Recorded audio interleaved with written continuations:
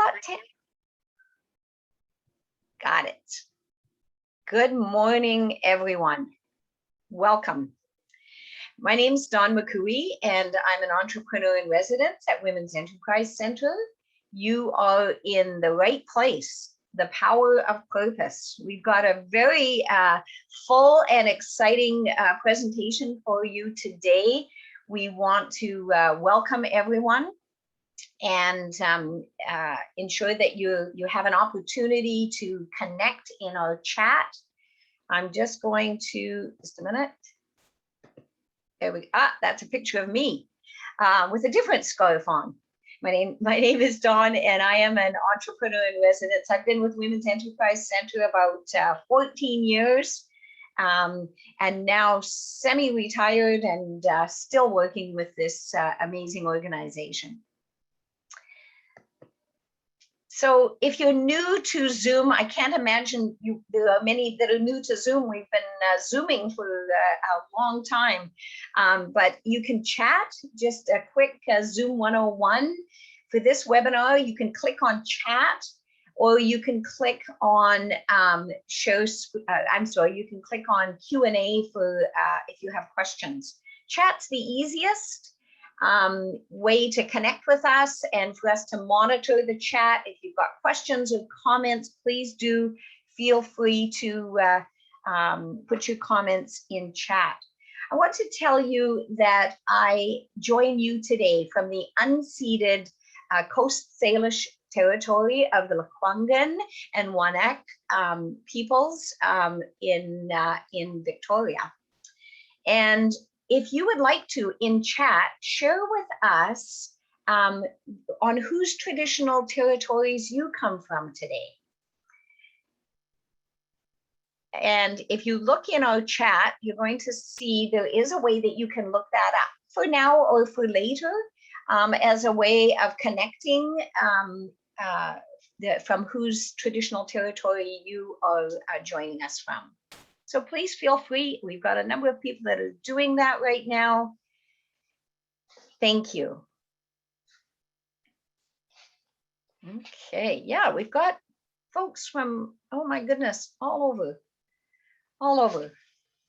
BC, we've got over 100 people have registered for our webinar today because I think you're going to find this is a great topic, and it's important in so many ways. All right. I want to briefly introduce, for those of you who may not be familiar with Women's Enterprise Center, we have been empowering women entrepreneurs throughout BC since 1995. Welcome to those of you who are just joining in now. We're just getting started. You're right on time. So we help women business owners to realize their business potential through business loans. We provide business loans up to $150,000. We provide professional advice and resources. That's a free of charge service. Skills training, similar to what you're participating in today. We provide webinars, resource guides, online web resources, so many ways that you can increase the business skills to help you in business. We also have a mentoring program, and most important, and certainly since the pandemic, most important, a supportive community, a place to connect with other women entrepreneurs and ask questions and learn more about some business practices and just connecting with the larger community. A big part of the role that we play now. Women's Enterprise is a not-for-profit organization funded through Western economic diversification. So while we're not a government organization, we are a not-for-profit with a board of directors, and we understand what it is to be a woman entrepreneur. Okay.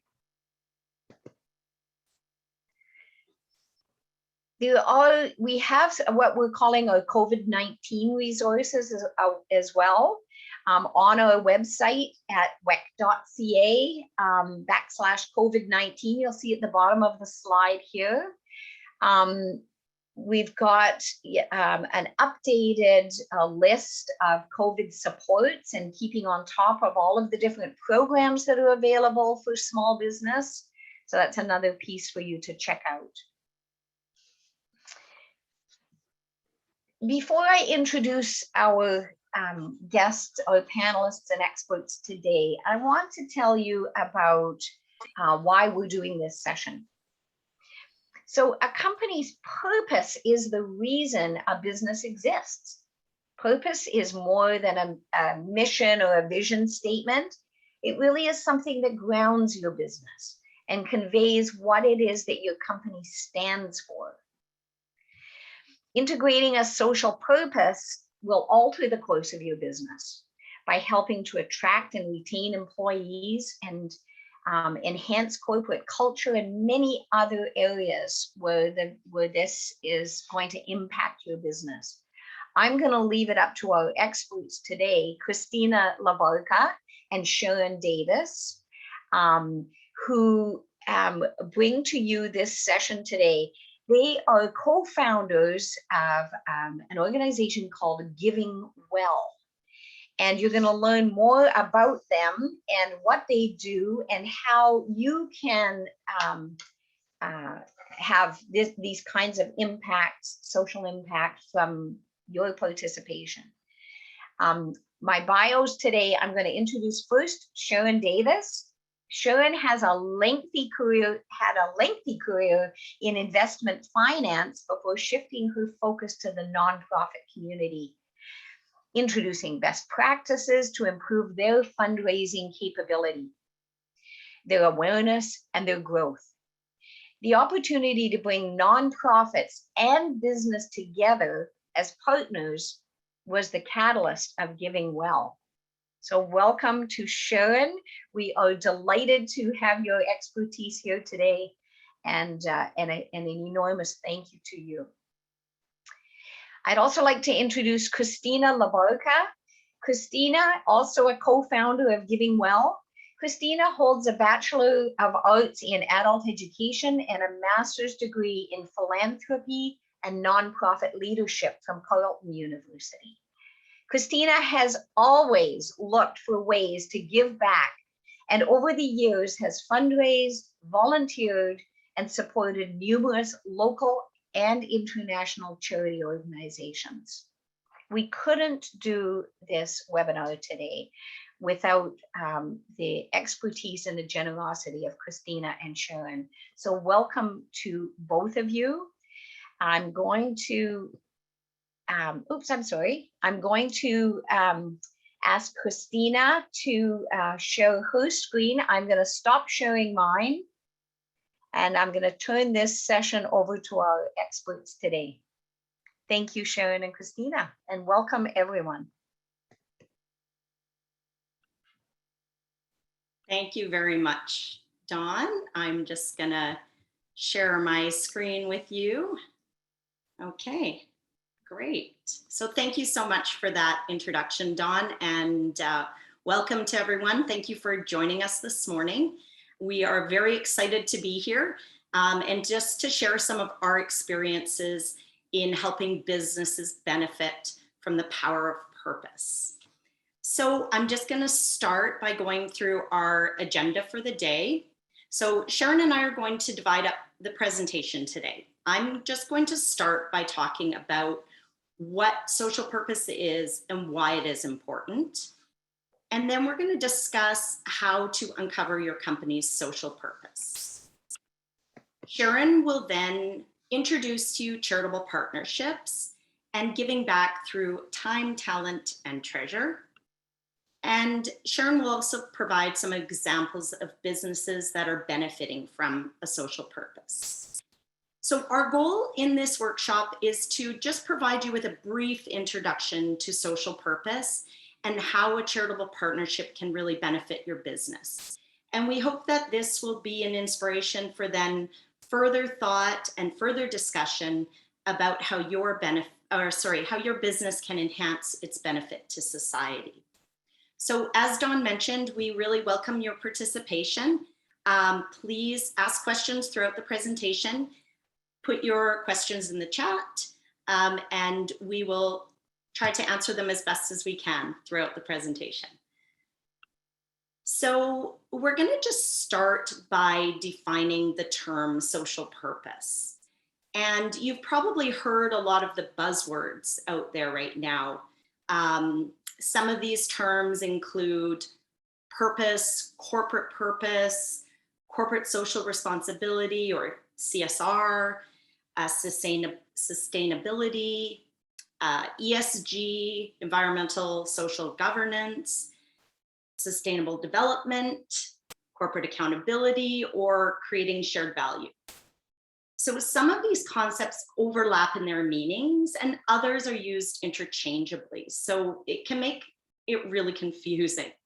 So for this workshop, we're going to focus on the term social purpose.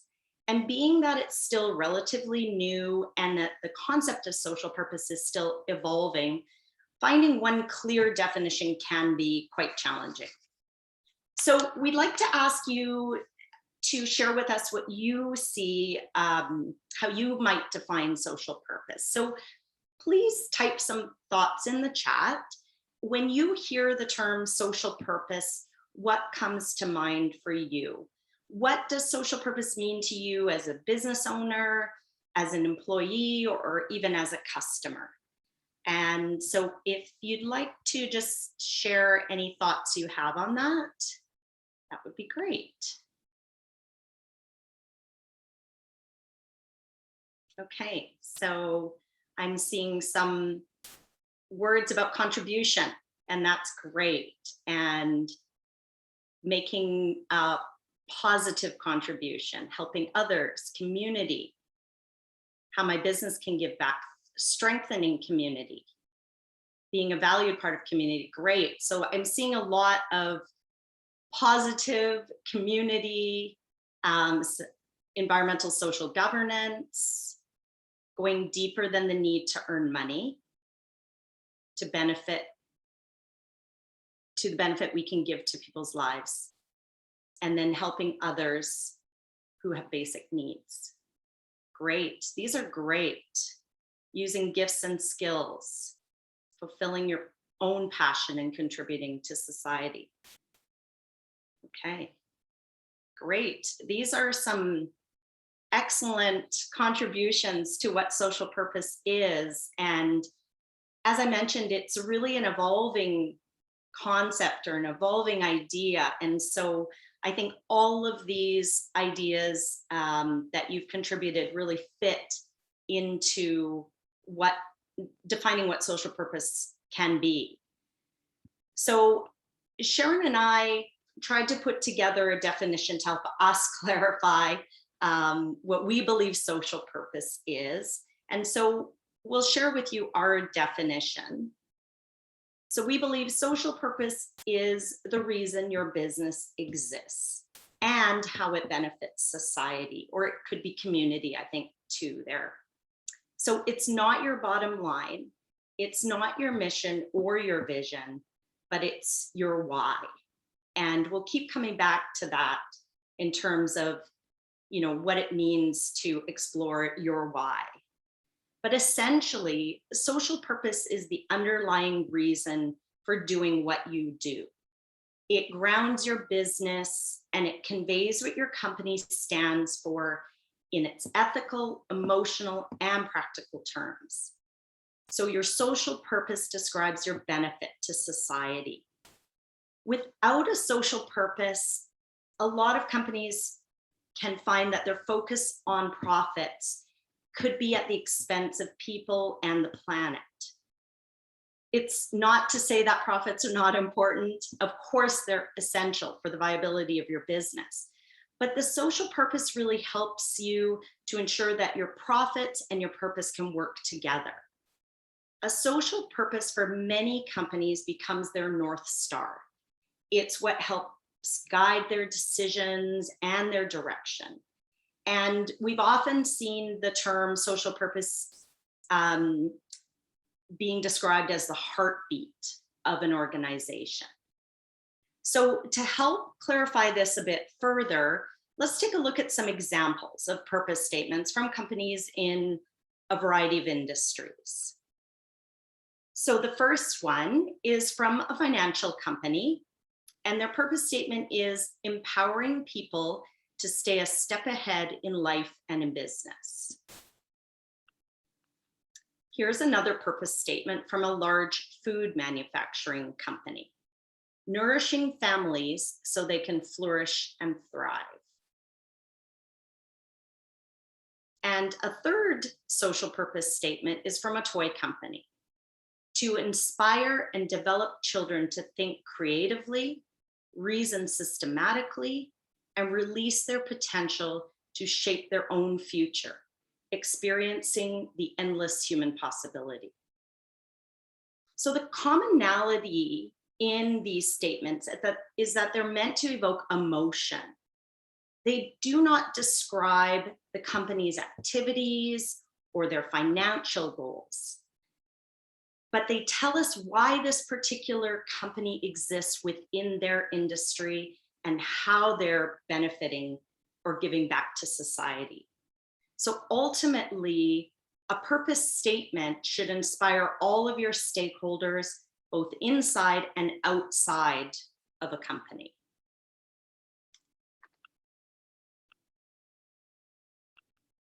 So now let's talk a little bit about how you can uncover your own company's social purpose.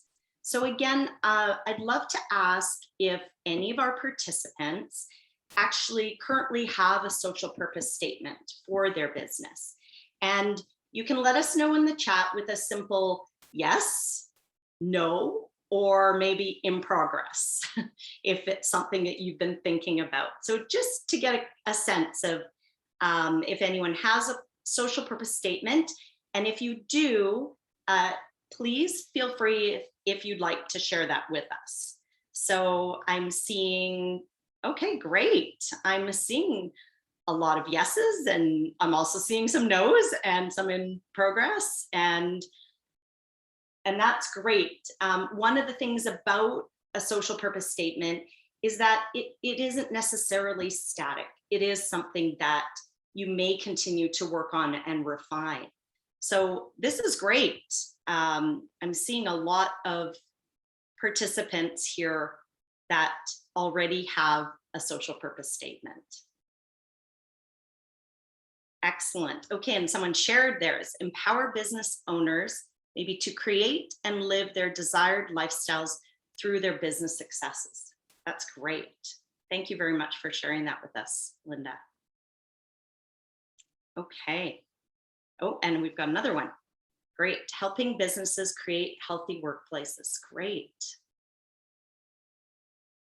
It's actually really inspiring to see how many people already have or are working on uncovering their own social purpose.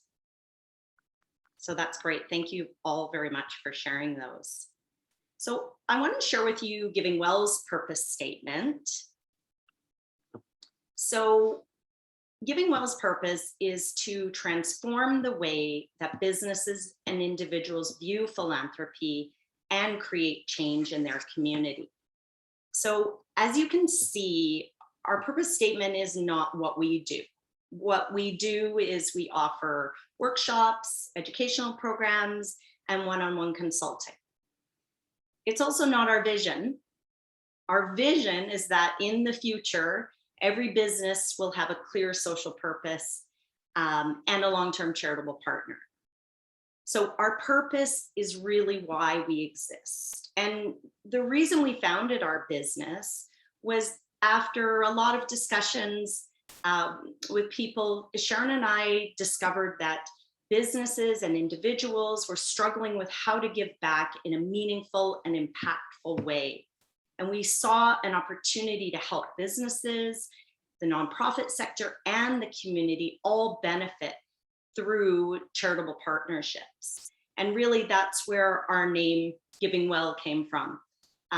We really felt that there was an opportunity to help educate people on better ways of giving. So this really led us to our purpose, which is are to transform the way that businesses and individuals view philanthropy and create change in their community. So this is the reason why we do what we do and how we believe that we benefit society. Okay, so just to summarize, for those of you who are in progress or are looking at defining or redefining your social purpose, I'll just offer a few tips. So the first is social purpose is the reason you do what you do. So just remember that it's not your mission, it's not your vision, and it should answer the question, why does this business exist? Number two, social purpose is your benefit to society. So it's not the activities you do, but it's how you positively impact people and the environment around you. Number three, social purpose is your North Star. So it needs to guide all of the decisions your company will make, and it's something that you're always striving for. And then finally, social purpose is more than a statement. So to really be authentic, you need to put your social purpose into practice. It needs to be integrated into every aspect of your business. It can't simply be a statement on your website. And because of this, it's not that easy to clearly define your social purpose. And it can take a company weeks or months, or in some cases even years, to clearly define it. And once it's been defined, then it needs to be the guiding factor in determining your direction and your decisions. So creating your social purpose statement is really just the first step that you take. So that is our brief introduction to social purpose. And I'm just going to take a look at the chat and see if there are any other questions. And I see some more social purpose statements being shared here, which are excellent. Unleashing people to live lives of abundance, living fully expressed, embodying self-love, creates thriving people, families, and communities, creatively uniting community with solutions for a new world. I think these are all great examples of an inspirational North Star for companies. So thank you very much for sharing those. And again, I'll just ask if there's any other questions before I move on to let Sharon have some time with you. I think I put one question in there. Good morning, everyone, all the wonderful people. I was a few minutes late. Okay, I'm sorry if I missed your question. No, it's where is it? Because I missed the introduction, so my apologies. My question is, I know I keep hearing that you partner with the other like charitable organizations. So my question is, do we have to have a partner to make impact in the community? Or you do create, I guess, establish your own ways of supporting the community? Absolutely. There's certainly no obligation. Sharon's going to talk a little bit about charitable partnerships because it's one way, just one way that we've found that businesses can live their social purpose. But certainly it's not the only way. And there's a lot of things that factor into social purpose, including how you work with your customers, what your commitment to the environment is, how you what your HR policies are around, employees and things like that. So really the social purpose is that overarching umbrella. And the charitable partnerships that Sharon's going to talk about is really just one way in our experience that we have seen businesses really integrate their social purpose and live their social purpose. Thank you. You're very welcome. Okay, so on that note, as I just mentioned, one way that we feel, and in our experience that we've seen companies really help live their social purpose and really integrate it into their business is through the ways that they give back to the community. And there's many different ways this can be done. So I'm going to now pass it over to Sharon, and Sharon's going to talk more about creating charitable partnerships and what some of those benefits are. Thank you, Christina. Thank you all for being here today. As Dawn mentioned earlier, I made a big shift from the investment finance world to more the nonprofit side, and then ended up forming Giving Well. And the area that I chose to focus on was how the corporate community could assist nonprofits in a more authentic and sustainable way through well-established partnerships. So Giving Well was created out of the shared passion that Christina and I have to bring philanthropy into the forefront and create real change in communities. So finding your charitable partner. For many years, companies viewed giving back as a series of sort of one-off events or actions that were in no way connected to their business model, their employees, or even a true reflection of what the need was in the community. So a shift to a more authentic and partnership-driven way of giving has been taking place over the past decade and is constantly being refined and defined by companies who truly want to live their purpose as well as make a difference. So where do you begin to find that charitable partner? And we often say that finding a charitable partner is a lot like finding your life partner. You look for similar values, interests, goals, etc. And there's a few key questions you want to explore to sort of narrow down your search, because there is a very vast pool of charitable organizations out there, and you have to sort of figure out what you want to see in the world or in the community. I apologize for the phone ringing in the background.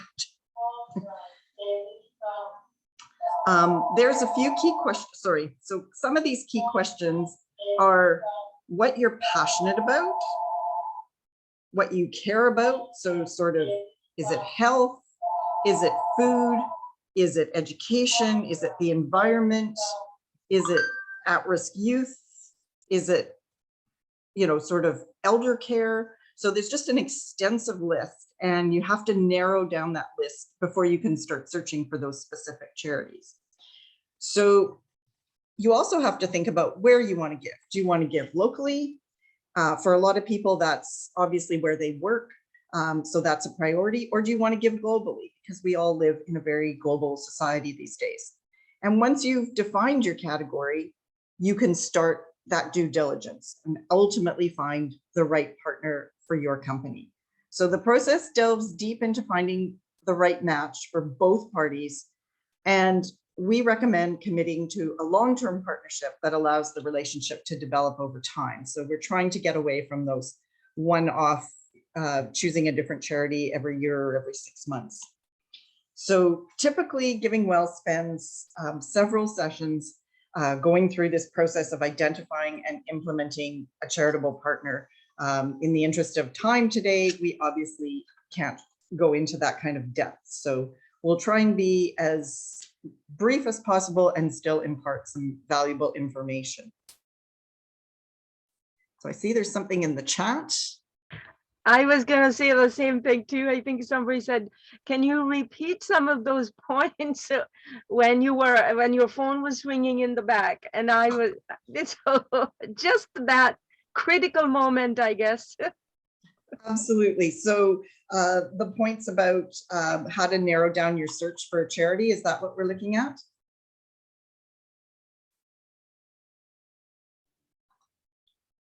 Yeah, I think that's where the phone started ringing when you were talking about. I apologize.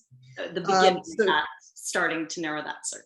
So those key points were what you're passionate about, sort of what theme you want to focus on, whether that's education, at-risk youth, the environment, food security, etc.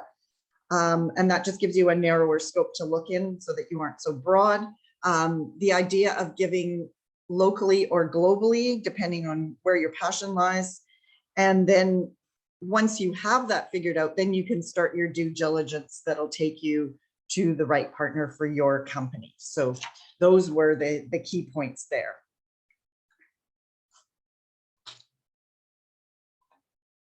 So there's a bit of a misconception out there that you need to be really wealthy to make a difference. We're here to debunk that myth. And you don't have to be Mackenzie Scott or Melinda Gates these days to make an impact. You just need to get started. These two women are well-known philanthropists and have made a huge impact on some of the greatest needs of our time. But one distinction they have made is the difference between charity and philanthropy. Does anyone want to share their thoughts in the chat, what they think the difference between charity and philanthropy might be? And we'll pause for a moment to have a look at that.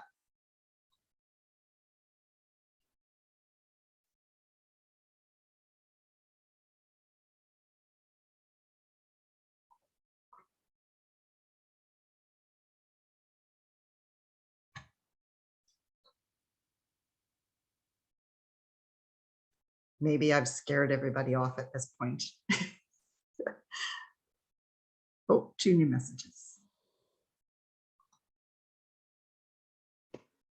So charity feels like sympathy. Philanthropy is more empathetic. Thoughtful partnerships versus giving money. Here's a good one. Charity, give and leave. Philanthropy being part of making the money work. These are all excellent. To me, philanthropy seems to be more authentic. Philanthropy is more empowering. Someone says that charity is more about giving, while philanthropy is more about making an impact. This is a great group. I love the participation. Thank you.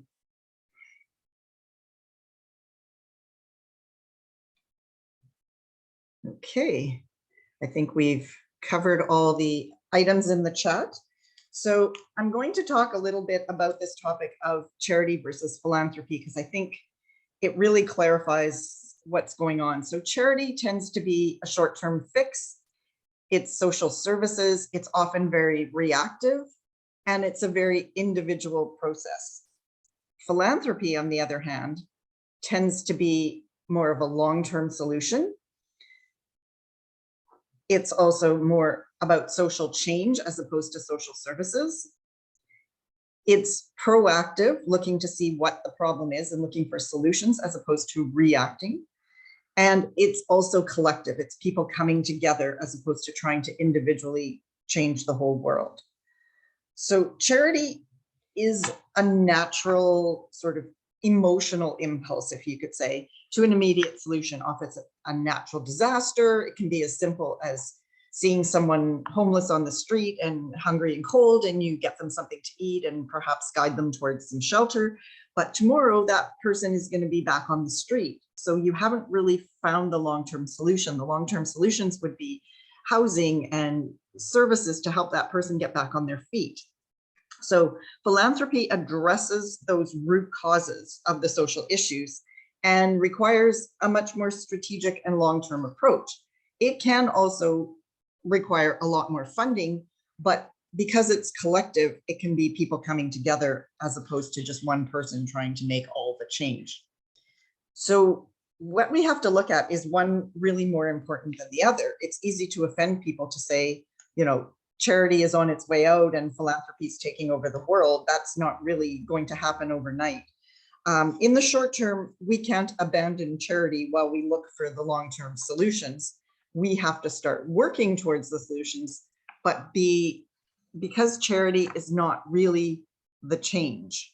So the future of this space is moving from something that is transactional, like making a quick donation, to something that's a transformational partnership where you're actually creating an impact. So the real question I have for you today is, are you ready to become a philanthropist and be the change? We'll just check with the chat and see what's happened. Somebody's got a question. Does the partnership involve giving money only, or are there other aspects? So I'm going to get into that very shortly. And no, it's not all about the money. So you'll be happy to hear that. So someone said charity is one step towards philanthropy, and I totally agree. And it's a big step. And And we need to keep charity in place while we find all those long-term solutions. So two very important pieces that need to work hand in hand until we've figured out and saved the world, as people always say. So Christina, if you could advance me, thanks.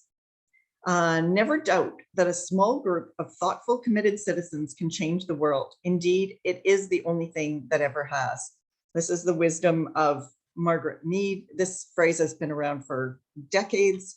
I think the Women's Enterprise Center is a prime example of a supportive community collaboratively helping women in business, bringing this statement to life. So this is something that, you know, we can't sit around and wait for government or somebody else to come along and solve all our problems, because we know from past experience that just hasn't happened.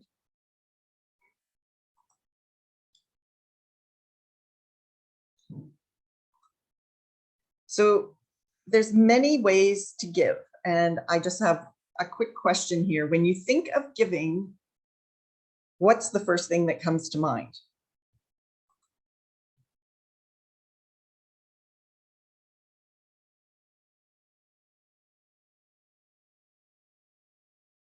So we see money, money, money, money followed by time, money followed by skills, time and energy, time and service, education, contributing,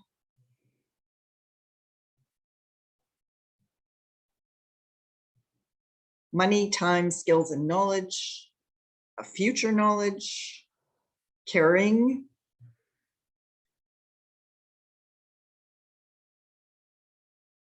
giving can be anything tangible and intangible.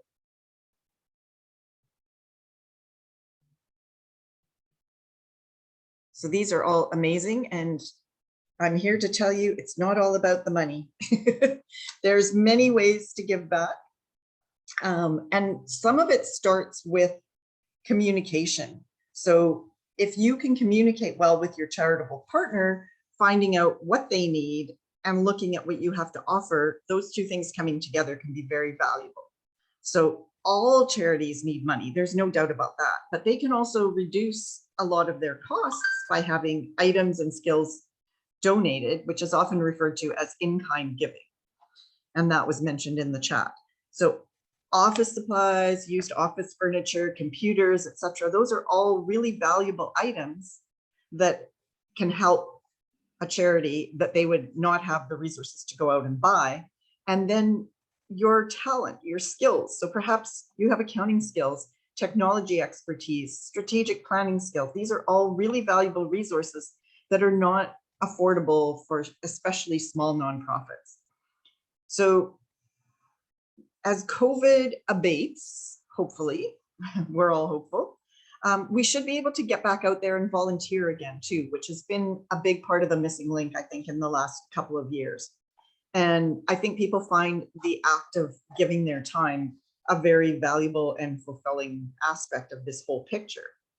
So in summary, your time, your talent, and your treasure. And we put treasure last because for a lot of small businesses, etc., money isn't upfront the first option that they have. And they still want to be able to participate. They want to be able to put their purpose out there, but your purpose doesn't have to be attached to money. So I just want to check back in the chat because there's a lot of comments in here and make sure we haven't missed anything. So excess resources is great, giving your time, your work, your care and love besides material things. So yes, I think, you know, in a lot of situations, depending on what you're volunteering with, your care and just maybe spending time with elderly, spending time with children, you can't put a dollar amount on that, but it's of huge value. Donating gift certificates and products is another great example of in-kind giving. So people from their businesses can't always give money, but sometimes they can give you something that maybe you can use in an auction or a raffle or in some other way as something you give away in your business. So definitely get away from that focusing on it has to all be about the money.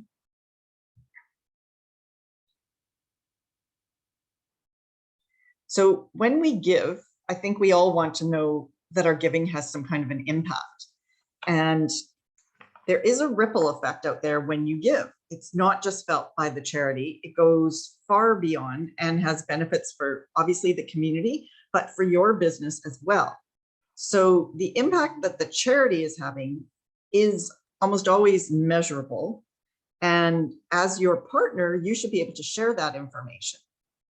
So charitable organizations have come to realize that their impact is very marketable and can be used to attract donors, to attract new partners, and benefit themselves that way. So we are seeing quite a movement of the nonprofits getting more savvy and coming to look for their charitable partners as opposed to waiting for the corporate community to come and find them. The partnership and the subsequent impact is also content for your business. So you can share that in your newsletters, on social media, you can share it internally with your employees, externally with shareholders. And it's an opportunity for you to showcase what you're doing in the community. And that has great value. We all talk about our businesses a lot when we're asked, what do you do? What does your company do? But sometimes you just need to have that added value of, here's what we're doing in the community. Here's the impact we've had in the community. So this is all part of the ripple effect. The charity has benefited directly, but there are the wider impacts. Now you're part of their success. And by sharing your stories, you can further the cause and ultimately the growth and the impact. So the partnership is now bearing fruit for all parties, and the ripple effect will just continue to move out over time.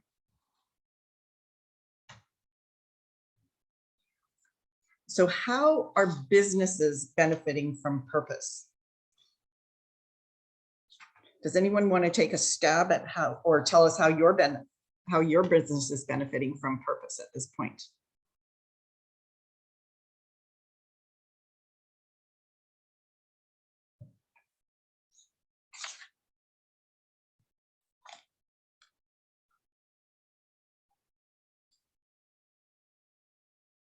Filling up our intrinsic needs. Ooh, they're coming in fast and furious. We all benefit when community benefits. That's so true.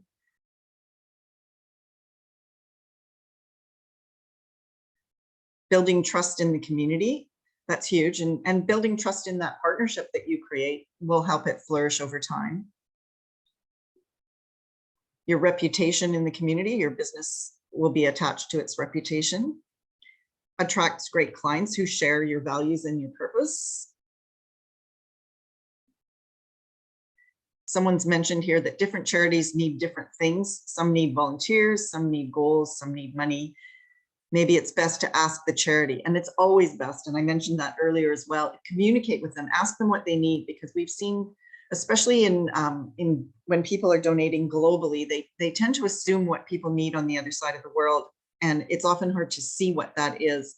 And people think they're doing the right thing, and in turn, it ends up making things worse for the charity. So having that communication and that trust and just having those conversations, I'm sure the charity also appreciates what they're seeing. So there's a number of ways in which your business is going to benefit from this. And one of the key ones that we're hearing a lot about these days is attracting and retaining employees. And you know, in our new COVID world, this is key. Everyone's having trouble finding new employees or keeping their existing ones. So having a social purpose is a benefit beyond the job, and many people are looking for that purpose in their career. So if you have employees, hold on to them. That's the message out there these days. And your purpose should, as time goes on, help you attract new employees. The next one is enhanced corporate culture. And corporate culture has also been a challenge during COVID. Employees are working from home. There's decreased face-to-face interactions to reinforce that culture, but bringing staff together to help the community, even if it can't be in person, is still a powerful way to keep people connected beyond the day-to-day work. So that sort of ties into the attraction and retention of your employees. Next is your customer loyalty. And this won't be immediate, but it will come with time. as people see your authentic approach is consistent. Your purpose is also attached to your brand. As we mentioned earlier, your purpose is pervasive throughout your business. And if there's two brands that are identical and consumers are looking and trying to make a decision, your purpose might be the deciding factor for them. The next one goes back to the employee, and it's innovation. If you have happy, engaged, and valued employees, they will be the drivers of your innovation, and companies are really embracing that. And the last one is the bottom line. Of course, we do always end up coming back to money. Everyone's favorite financial reward. It's been proven time and again that purpose-driven companies are more profitable. And I will have some information to help back that up shortly. So what company wouldn't want to have those benefits that we just spoke about, you know, attracting better employees, enhancing your corporate culture, creating innovation, improving your bottom line? Those are all very valuable resources for your company. Hopefully this information is starting to paint that picture for you about how your business can benefit from this. And it might not be all of these, but it might be some of them, and help you define your purpose and help you create a well-planned program to start living that purpose.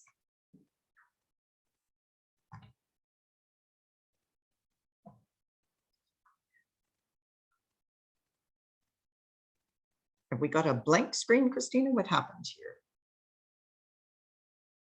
There we go. So we're going to put some statistics up here that will actually prove to you that this is working. So there's now concrete evidence in the world that purpose is working. So for years, Christina and I struggled to find real statistics, but in the last few years, we've actually found some Canadian-based data, because prior to that, it was all US-based data that focused on the benefits. The Conference Board of Canada has focused on this area and produced some very lengthy reports. And the data specifically on this topic has revealed a couple of interesting findings. So 85% of Canadians would be more motivated and committed at their work if their organization had a strong sense of purpose. So that tells you that your employees are looking for this. 92% would switch brands if a different brand of similar quality had a compelling purpose. And lastly, 87% of Canadians would actually pay more for a product or service from a company with a social purpose. And I think that's because they feel in a way they're indirectly giving back. So these are very strong statistics, very high value. And I think this is what's driving companies to get to that point where they are defining their purpose and implementing that purpose. So after seeing the stats on purpose, I want to share a few real life situations of companies that have implemented these strategies and are seeing the benefits. So not everyone has moved to a full purpose statement, but they are clear about why they exist and how they're portraying this to their shareholders. So I've chosen 3 companies here. One is Central Windows, one is Nature's Path, and the third one is Raven Supply. And we specifically chose these companies because they're very different. So Nature's Path is a family-owned company. They're very sustainable, they're organic, they're nourishing communities in a multitude of ways. And you've probably seen this maybe in your breakfast cereal or granola bars. Nature's Path donates over $2 million worth of food annually, provides financial support to urban garden projects, hosts food raisers in the communities where their employees live. They have a number of product-based donation program where if you buy their product, X number of dollars is donated. That's benefited over $1 million a year to communities that they serve. And this is all ongoing, sustainable. It involves their employees, the broader community, their target market, as well as other stakeholders. Central Windows have defined their purpose as follows: to build trusted relationships by investing in people and communities. Doesn't say anything about how they install your windows or what they do day to day. It's really about them and connecting to their community. They have a very long-term commitment with the community and went so far in 2015 as to formalize Centra Cares into into their own registered charity to support their charitable work. So over the past 5 years since they installed that, they've donated over $500,000 to local charities chosen by their employees, which is another key point that we always push forward. They also have a matching program that matches dollar for dollar any funds donated through this program. So Nature's Path and Centra are both very large companies. They've been around for decades, but the next example is a company with less than 10 employees. They're locally based and they're having a huge impact. So Raven Supply is a Surrey-based engineering company that's embedded their purpose in all aspects of their business, and they live it daily. Employees have been attracted to Raven because of their purpose-driven operation, and they've chosen to give locally and globally.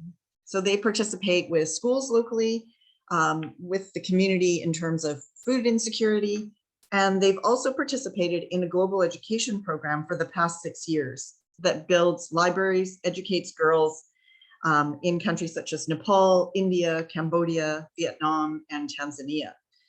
And they have buy-in from all the staff, as well as the majority of their customers and their stakeholders, enabling them to have raised over $250,000 in just the last 6 years since they established this project. The founder of Raven has annually sent an employee to visit one of these countries and see the work firsthand of the impact that they're having in these developing countries. He has paid for this out of his own pocket, and it's become a huge perk of, whose turn is next, what country are we going to, what project are we going to, get involved in. So I can tell you from firsthand experience, no one has ever left Raven Supply. They only have 10 employees and they add as they grow, but nobody's going out the door in any big hurry there with this very solid program in place that benefits everybody. So they believe strongly in education. They help their employees further their own education. So it just has that really big ripple effect that we talked about earlier. So each of these companies started to define their purpose. They started to live it, and ultimately can now watch it grow in the community. Giving Well encourages companies to plant that seed early. When your business takes off and it gets really busy, time is going to be scarce. So implement this now. We've witnessed so many companies that have implemented purpose at early stage, and really you're just never too small to have a purpose. So we hope that this information has provided some value, perhaps got you started on your purpose journey. And I'm happy, Christine and I both are happy to answer the multitude of questions that have cropped up in the chat.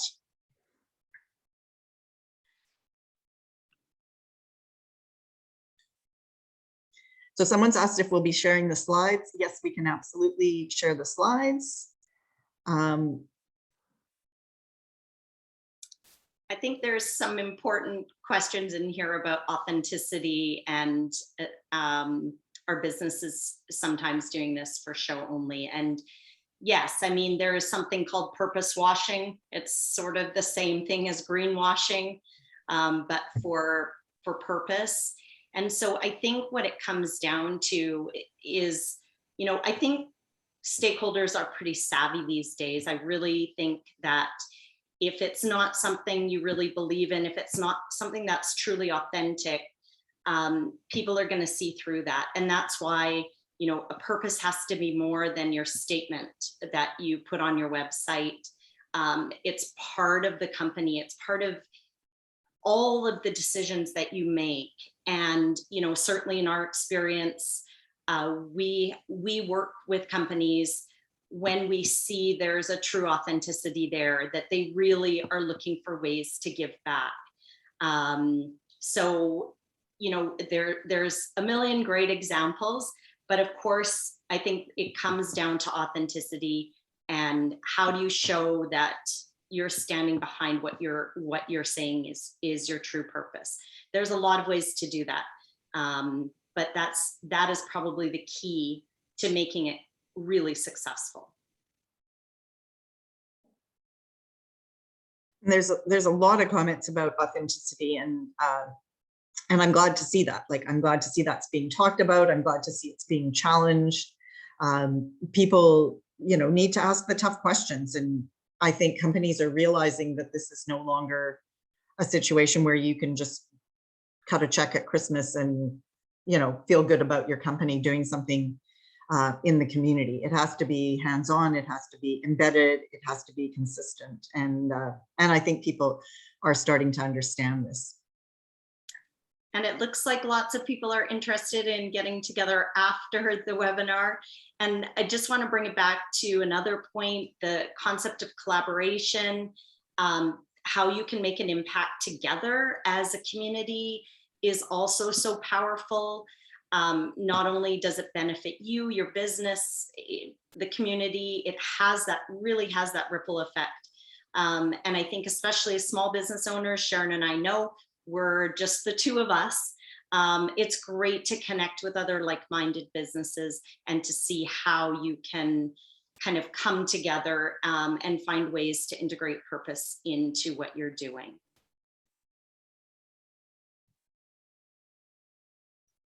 It's great to see people commenting about already connecting with each other and taking this further. So that's great.